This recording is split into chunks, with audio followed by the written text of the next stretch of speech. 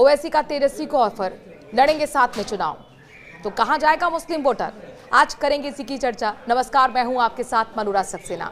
दरअसल बिहार के विधानसभा चुनाव बेहद नजदीक हैं और ऐसे में AIMIM की पार्टी की तरफ से तेजस्वी यादव को ऑफर दिया है, ये कहते हुए कि हम इंडिया गठबंधन के साथ चुनाव लड़ना चाहते हैं, आपके साथ चुनाव लड़ना चाहते हैं। अक्टूबर नवंबर में चुनाव हो रहे हैं, लेकिन अब ये तेजस्वी यादव उनकी पार्टी को तय करना होगा कि क्या वो AIMIM के साथ चुनाव लड़ेंगे। जानकार ये कहते हैं कि कोई भी पार्टी फैसला लेती है अपने हितों को ध्यान में रखते हुए, नफा नुकसान को कैलकुलेट करते हुए।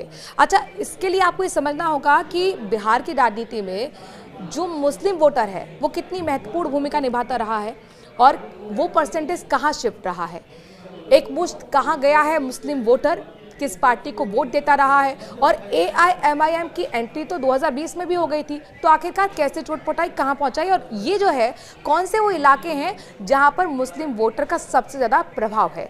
इसको अगर आप समझेंगे तो आप समझ पाएंगे कि बिहार में मुस्लिम वोटर्स की राजनीति क्या है और आखिरकार ये जो एक बड़ी खबर निकलकर सामने आई है, ये RJD के लिए फ़ायदेमंद है या फिर नुकसान AIMIM के साथ रहने के लिए। इसके लिए आपको चलिए सीमांचल लिए चलते हैं, क्योंकि सीमांचल एक ऐसा इलाका है जहां पर AIMIM की पार्टी ने 2020 में 5 सीटें जीती थी, जिनमें से RJD के साथ मिलकर 4 विधायक वहां पहुंच गए हैं, एक ही AIMIM का विधायक बचा है।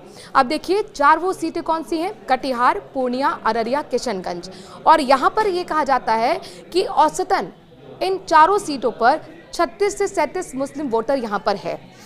इसके साथ अगर 2020 में सीमांचल की सियासत को अगर आपको समझना होगा तो किस पार्टी ने कितनी सीटें जीती? बीजेपी ने 8 सीटें जीती, CPI ने 1 सीट जीती, कांग्रेस ने 5 सीटें जीती और AIMIM जिसका हम जिक्र कर रहे हैं, जो इस वक्त चर्चा का मुद्दा बनी हुई है, उसने 5 सीटें जीती थी और JDU ने 4 सीटें जीती थी, RJD ने 1।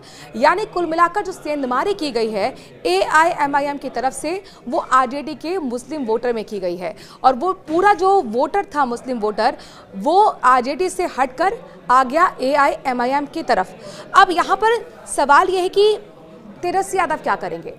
बिहार के जो प्रदेश अध्यक्ष हैं AIMIM के इमाम, उनकी तरफ से ऑफर दिया गया। हालांकि अभी तक RJD की तरफ से कोई खास प्रतिक्रिया इसमें निकलकर सामने नहीं आई है, लेकिन अगर जाएगी RJD AIMIM के साथ तो क्या नुकसान होगा, नहीं जाएगी तो क्या नुकसान होगा, इससे आप इस तरह से समझिए, तब आप समझेंगे कि आखिरकार तेजस्वी के मन में क्या चल रहा होगा, इस ऑफर को वो किस तरीके से देखेंगे।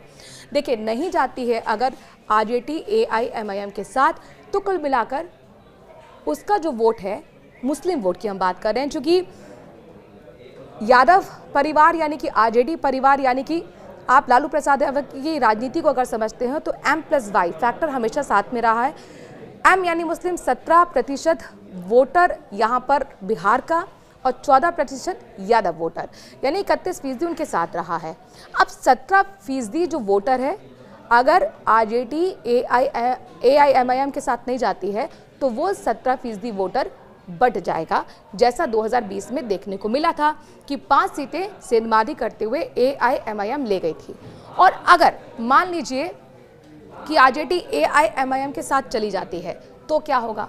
तो फिर कहीं ना कहीं तेजस्वी यादव को ये डर रहेगा कि जो मुस्लिम वोटर हमारे साथ रहता है वो कहीं ना कहीं, चूंकि यहाँ पर AIMIM की तरफ से ये भी कहा गया है कि हम सीमांचल की तो 5 सीटें लेना ही चाहते हैं, उनकी शर्त है कि जो हमने जीती वो तो हमारी होंगी, सिवान की भी हम सीट लेना चाहते हैं, तो जाहिर तौर पर RJD ऐसा नहीं चाहेगी।